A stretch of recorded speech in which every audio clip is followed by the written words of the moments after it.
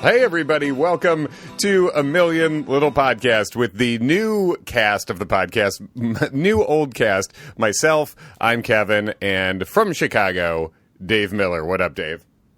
A million little listeners, what's going on? We're still, we're in redevelopment phase of the pod. We are, as we are approaching what I believe, it seems like signs...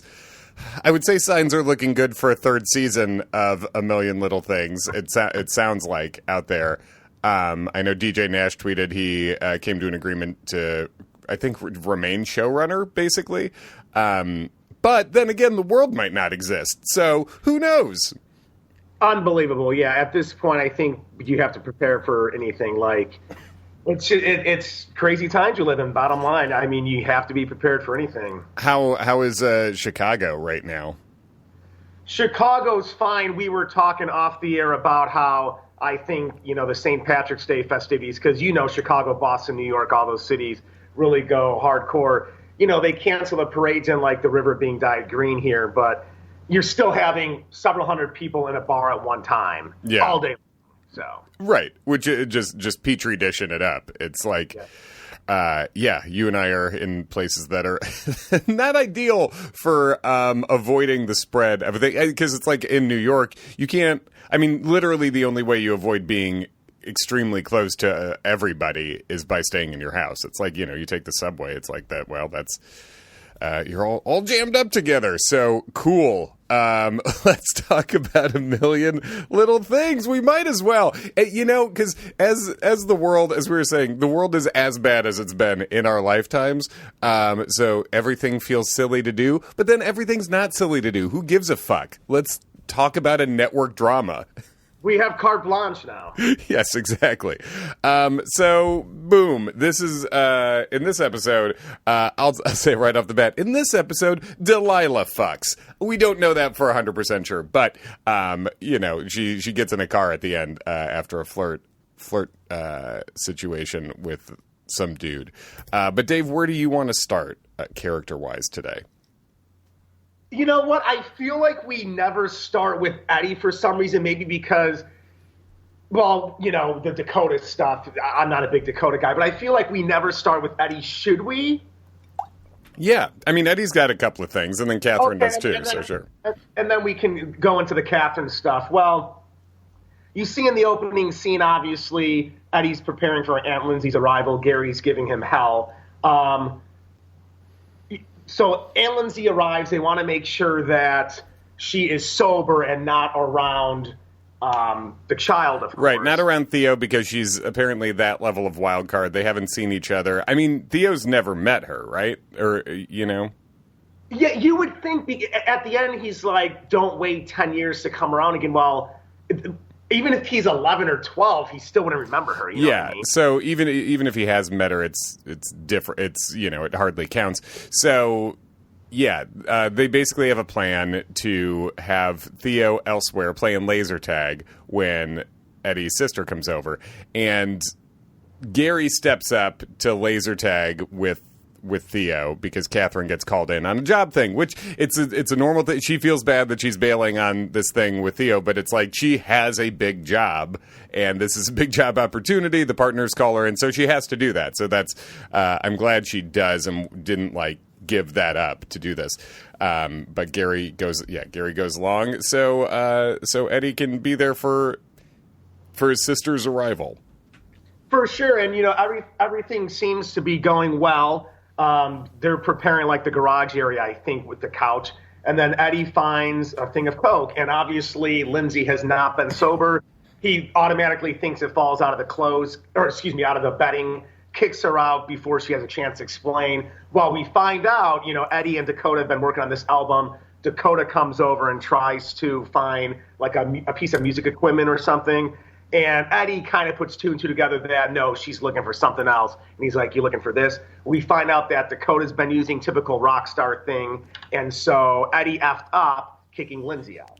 Yeah, so a couple things here. First of all, the now sober sister showing up. I wrote down, I was like, man, if you're pretending to be sober, going with Coke is a pretty hard move. It's like, I mean, just like being like, yeah, I'm pretty sober, only doing this like extremely hard drug. Give me a little weed. Take an Evian bottle, but put vodka in it. There's ways to have a more normal sneak than this. So I was like, God dang, going straight to Coke is a big move. But then I also wrote Dakota. I wrote Dakota ruins everything. Of course, it's Dakota's. The worst. Absolutely the worst. Horrible character. There's a chance maybe that was her last episode, hypothetically. I feel like the album shouldn't have taken that long, but Eddie was talking to Katherine in the episode being like, yeah, the album's almost done.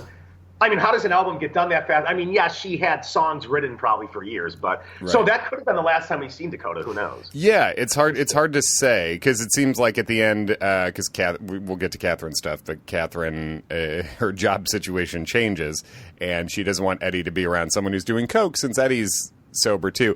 But if he needs to keep a job going for the family, then, he's got to find a way to figure this out. I also wrote, the kind of music Dakota does, that's what you're doing on coke? It's some light rock stuff, man. It's just some like light poppy. It does not seem to match up with what I imagine cocaine would make you think of creatively. For sure. Well, I just found out that James Taylor was addicted to heroin, so I think anything's possible. Honestly, Dave. A long time ago, of course. Honestly, Dave, that's a great call because I was just thinking in my head, I'm like, there is some musician whose drugs really I felt like didn't match up with their vibe, and it's exactly James Taylor. James Taylor was like a big drug head.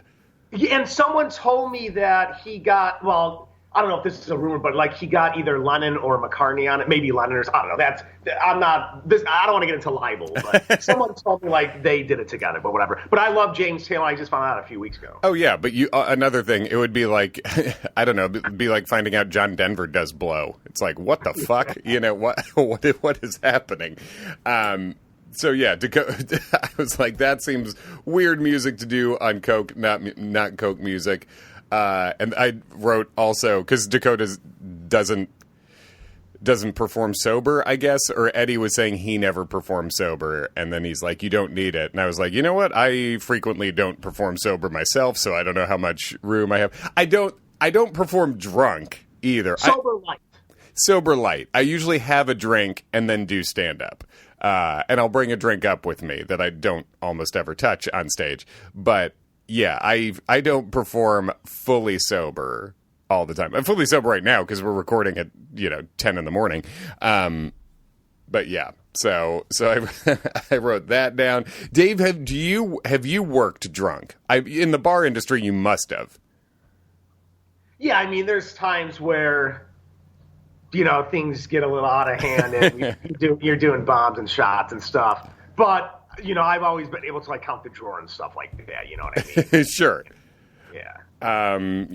All right. So any other thoughts on the Eddie sister situation, how he's handling it?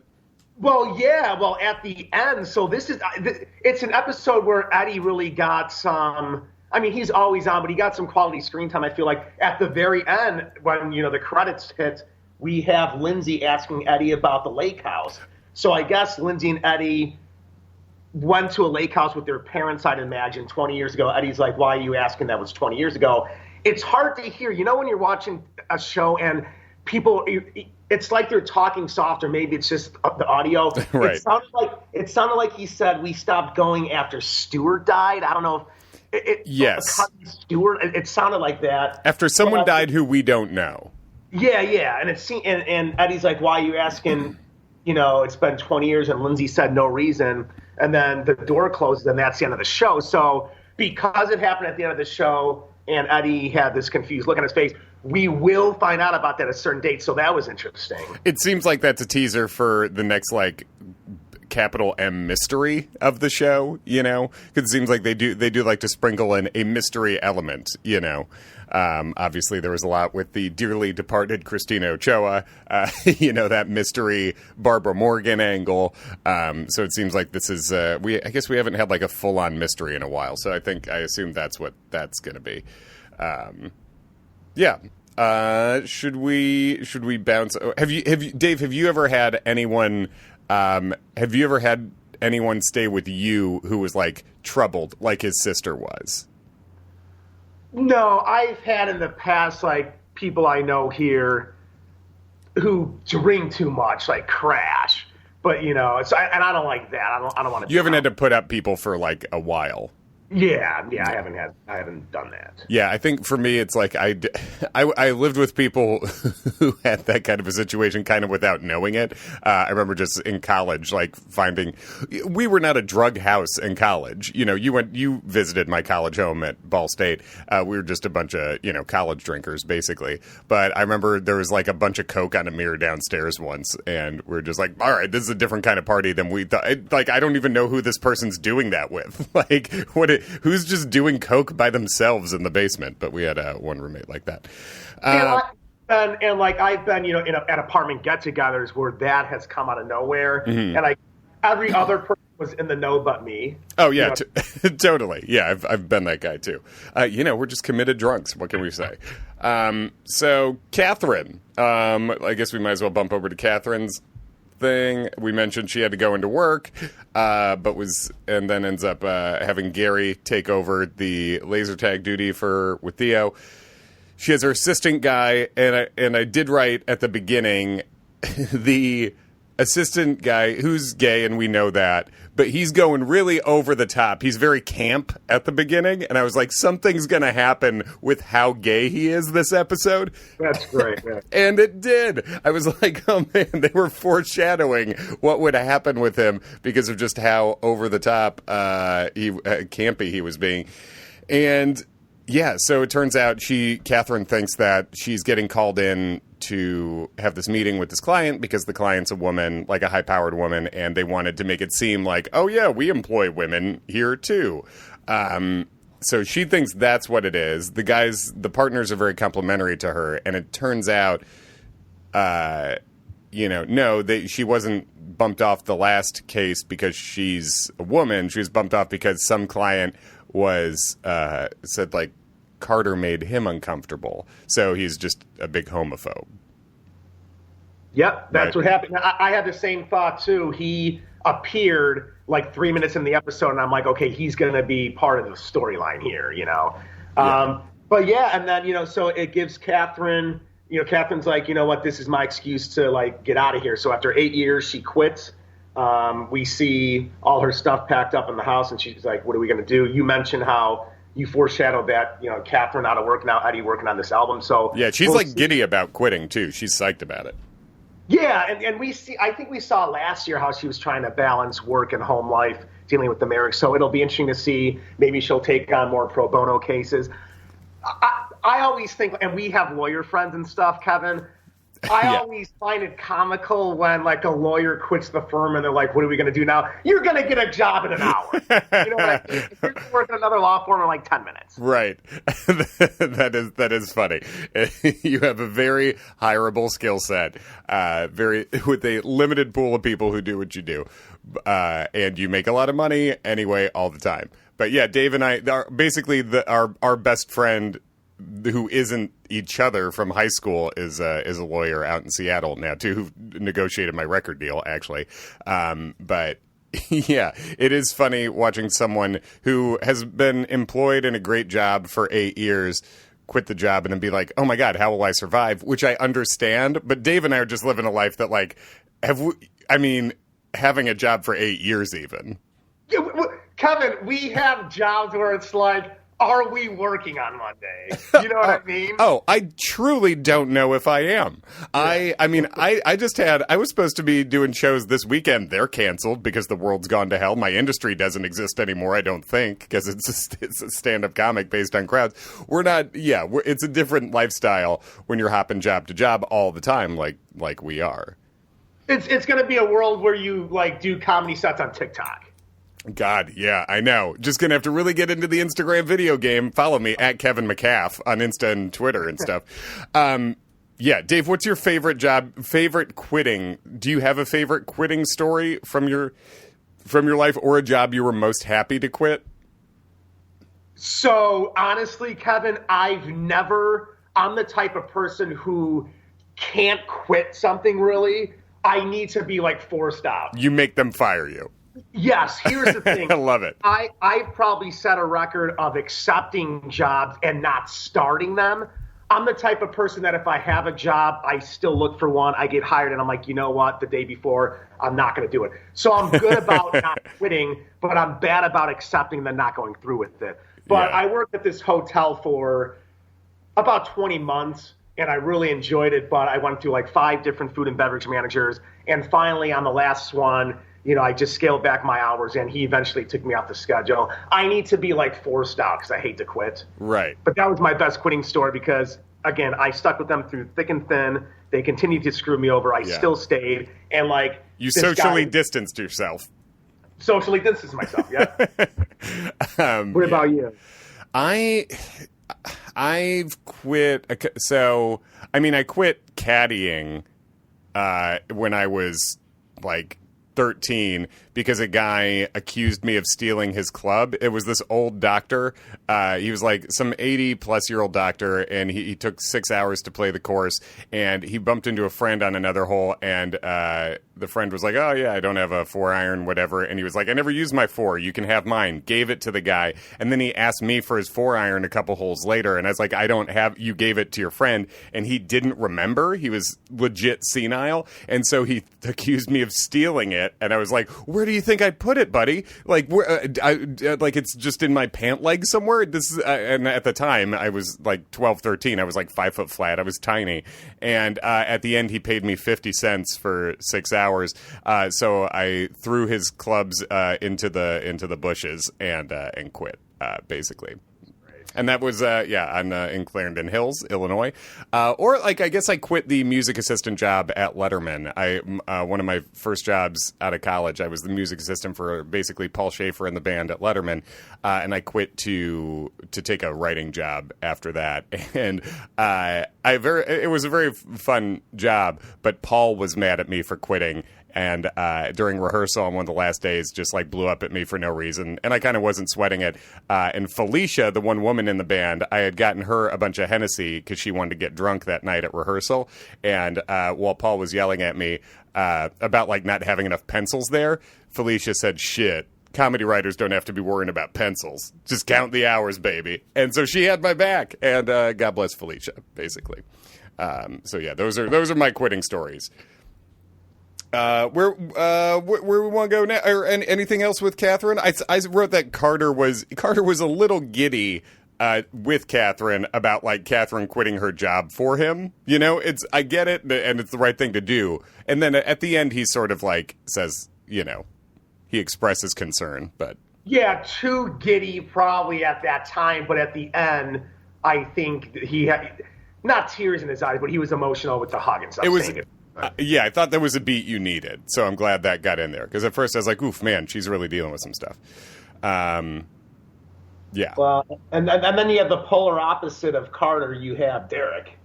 Derek, who's just like, I mean, yeah, he's a psychopath. He's also like a fucking idiot. Like he's as Rome and Gina are dealing with Derek, who he makes me uncomfortable, and like he doesn't stand in one place in a scene. It's weird. His body language is weird. He's a shifty fella, which I guess is good acting, Yeah, I was gonna say he actually, I guess for the part, is good. Yeah, because he does have like a vibe that's just that you believe this guy's creepy. For sure, and then at the end storming into the kitchen. But yeah, we have Derek, who we talked about it last week. But yeah, I put down just makes me uncomfortable. Tries to defend himself. Talks about going to therapy. Right. They go first they go to the hotel, right, and then Rome and Gina track them down at the hotel because they can track the phone that they gave Eve, and then they mention to the lady at the front desk that there's a woman who might be in danger.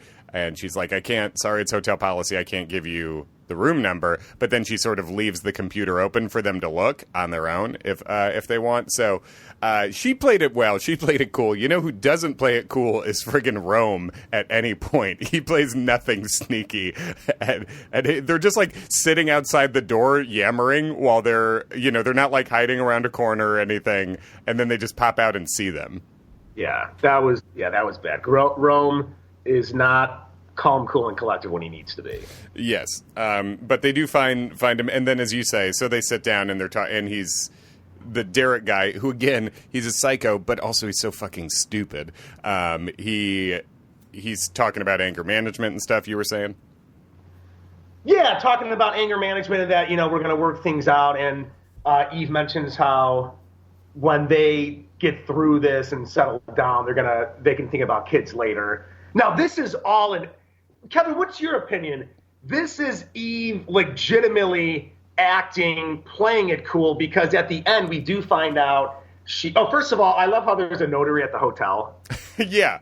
I don't know. That's one of those things where I guess you've actually worked in hotels. I was like, is that a thing? Well, maybe that's one of those hotel things that is a standard thing that I would just never come across, but that seems weird. Yeah. Maybe at a corporate, I worked at like an independent one, so maybe at a corporate one, but, Eve calling Gina Wendy and stuff and eventually going in a Safeway house, she is definitely playing a part, correct? Yes. Oh, yeah. She's and at first you kind of, I think we were even getting played a little bit because Eve... laughing. Yeah, Eve had to make it seem like maybe she's into this guy, and she had to make him think that, obviously. For the most part, she's trying to get him to sign stuff and everything. But I think we get that she's actually trying to get it signed and get the fuck out of there when she looks Gina in the eyes and calls her Wendy, sort of being like, I'm trying to not let him know what your guys' names are. For sure. Yep. Yeah. Okay, good. We're on the same page there. But, well, I guess that's... Well, and then, of course, he storms into the restaurant looking for her and stuff. How about Rome stepping up? He was ready to throw down. Oh yeah, and if anyone's seen 40-Year-Old Virgin, when he and Kevin Hart go head to head in the old like Circuit City thing, Rome can throw down. So I like that he stepped up there, and he's bigger than the guy too, so he should be able to take him. And that was, and I did like the cut to they showed like the chef behind him, like holding a knife too, that was, where it's like the line chef or whatever, line cook. And then Derek's just like, man, she's not even worth it anyway. Fuck this. And like leaves. It's like, dude, you came up from Philadelphia. You're obsessed. So I hope this is the end the last time we see anything from this guy, but it seems like in real life it probably wouldn't be, That's the thing, yeah. In TV show land, hopefully it's the last time. That's why I say, same with Dakota. I'm kind of hoping it's the last time we see her. Right, but I guess they also threaten to contact his employer, Derek's employer, so I guess that could be a reason that he finally backs off too. And of course he works in sales, but yeah. So who next, Dave? We got, I guess we were talking about Eddie and Katherine stuff, so I might as well just throw in the things I had for a couple Theo things I had before I guess we can go into Gary. Theo working on flashcards, his vocabulary. He's a total snitch in laser tag. Sore loser, yeah. Yeah. Total snitch, sore loser. Yeah, he tries to snitch on the kid for running. And then at the end, I like they use the phrase that when Theo's performing for his aunt at the end, Eddie gives him the light, which is like a stand-up comedy thing. Yeah. You get the light. Someone flashes you a light from the back of the room when you have basically 1 or 2 minutes left. So it means getting the light means wrap it up. So I thought that was an interesting thing. But also, when he's playing with these toys, don't you wish you were a kid again and could just play with toys? Of course, man. Just hanging out and that's your day. Yeah, unbelievable. I mean, now that we're going to be quarantined forever, I'm like, shit, am I getting back into video games? Maybe. Sure. I haven't played a video game in a year. I thought about that too. Oh, by the way, I don't know how it is by you, but if you go into Walgreens, CVS, or Target by us, well, hand sanitizer and that type of stuff is sold out. Kevin, I'm not joking.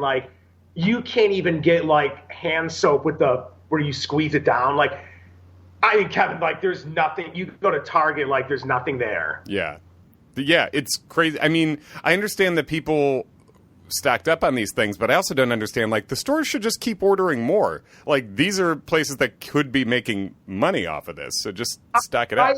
I agree. And the other thing with the hand sanitizer, I get it. If you're on if you're on the L or if you're on the bus, you don't want to put your hands by your face. But like, you should only need hand sanitizer when you're out in public. Like, if you're at home, wash your hands. You don't really need that much hand, and it's airborne anyways. Yeah, wash your hands. We're coming out pro hand washing on the pod. Tell me about Gary in this episode, Dave. Uncle Gary, you as Dave, you're a prime uncle of a man, so you relate. Yeah, I'm crazy Uncle Davey. Yeah. Do they call you Davey? They do call me Davey. Yeah, so I'm Uncle Davey. I'm the youngest of the family, so I'm like the last single unmarried one, so I can relate to Gary. But like I say, we see Gary right away in the opening scene joking with Eddie. Then he volunteers to take Theo. He's a overgrown child. Oh, for sure. Also, they say he's going to be 36. And as someone who's 37, I'm like, no way. This guy's older than that. Don't tell me he's 35. BS. And he's not. James Roday is older than that, which is fine. That's good. But just don't tell me this guy's younger than me. Well, that's the scary part, watching these like TV shows with like 20 and 30-year-olds now. We're older than them. Oh, I know. But yeah, so Gary arrives at the arcade flirting with the hot cashier, Becky. Love this guy. Gary's going from one to the next.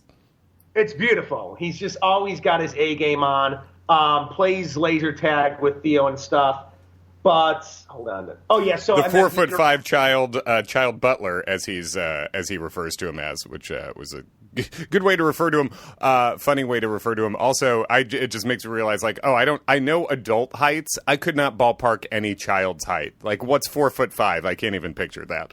Yeah, like 4 or 5 sounds tall for a child. Yeah, are you a tall baby? That's great. But my favorite line from Gary in the episode is when Theo asks for, I think, tokens, or can I play like skee ball or something? And Gary's like, well, basically, be careful. I'm self-employed and uninsured. That's us. Yeah, but much respect. Yes, relate to those worries.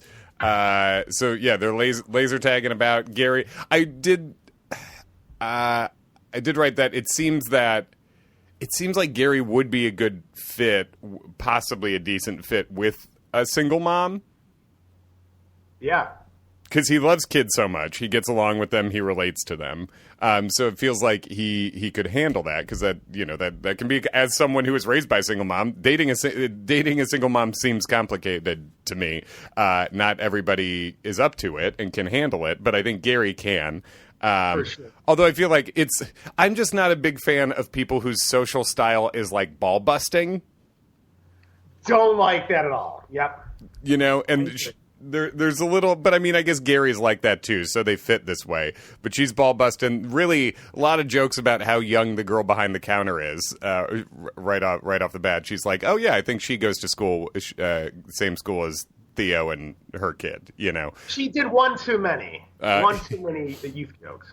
But yeah, and then after Theo snitches and runs away, she's like, "Nope, he can't leave. The boys need to talk."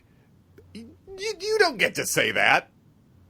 No, I agree. No, they don't need to talk. I mean, Gary goes along with it, but it's like, no, that's you don't get to tell other people what they do with their kids or nephews.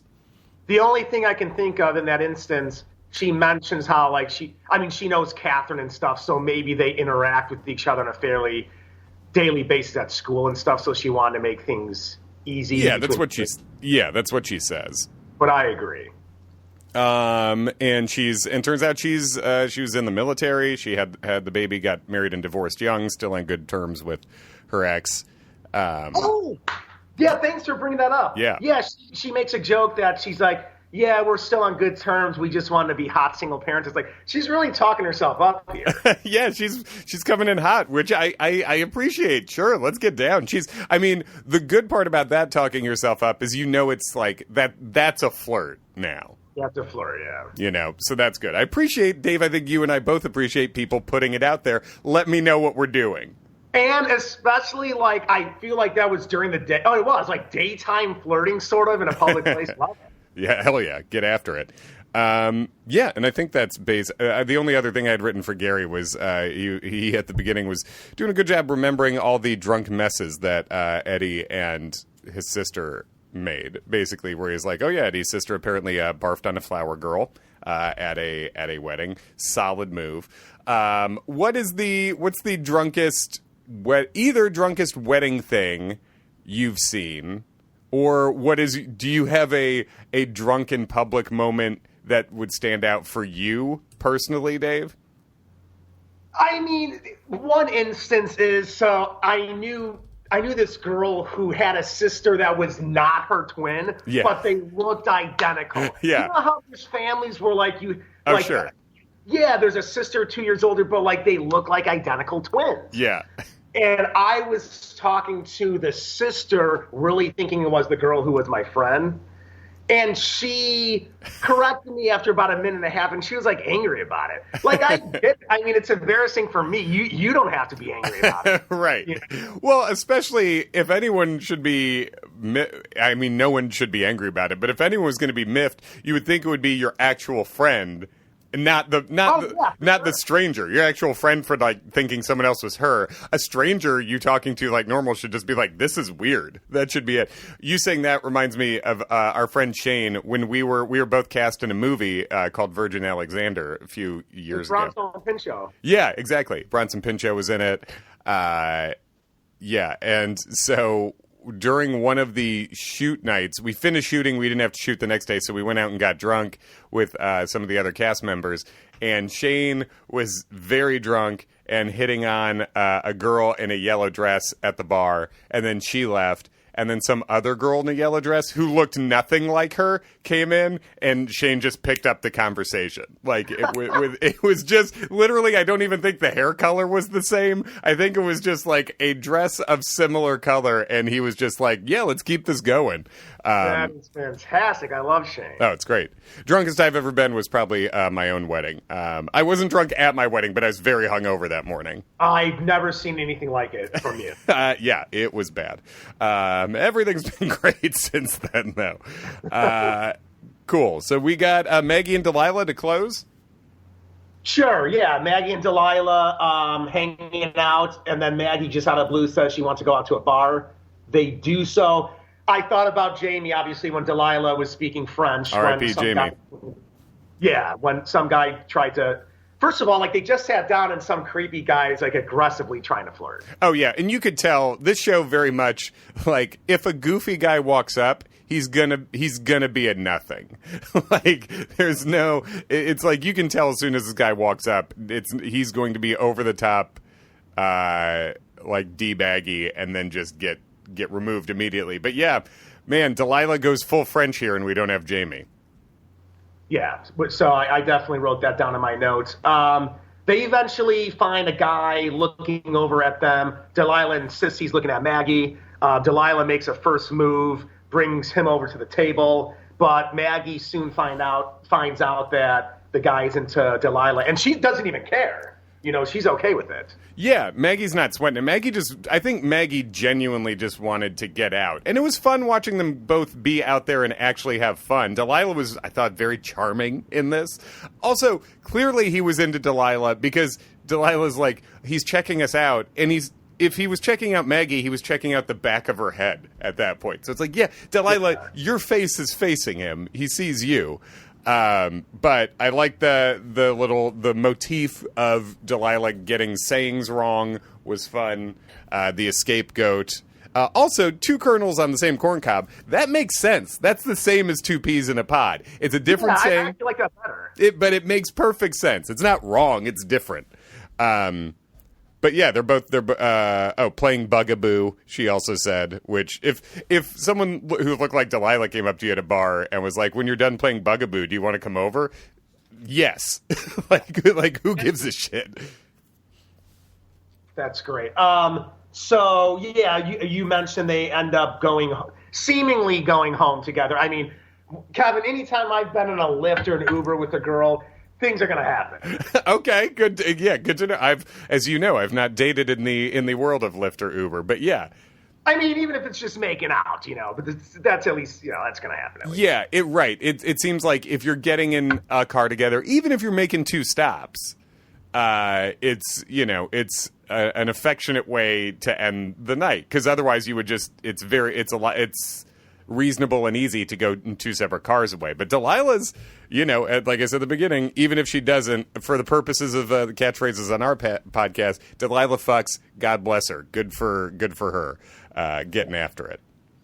That is great. Well, before that, Maggie got a phone call about her fellowship. I wrote down. Good call, yeah. Okay. If it's 9, let's say it's 9 o'clock at a bar, no one's calling you at 3 a.m. from England because there's a 6-hour difference, right? Oh, that's a good call, yeah. But suspension of disbelief, of course. Sure, right. It would be a 2 a.m. call from Cambridge or something. Yeah. But yeah, she gets a call and a spot opens up and she says she's going to Oxford. So we know more Gary Maggie stuff's coming. Right. This is basically, season finale. Yeah, season finale-ish stuff where... also, it's tough when you're writing a show and you don't know if it's going to be the series finale or not. So it seems like they ramped up to this option for her once, and then they pulled it away. And then so they're ramping up again, and we're actually going to do the storyline they probably had in mind back then. Yeah, no, that's a tremendous point because, especially now in today's world where, shows used to get canceled after 3 episodes, sometimes back in the 90s and 2000s. But I just feel like it's more prevalent now where, a network will pull a show after 2 episodes. Yeah. Oh, yeah, totally. But we've had a good run on this show, Dave, all the way till the end of the world, which is great. My last question, Dave, do you have how does Dave approach a woman at a bar?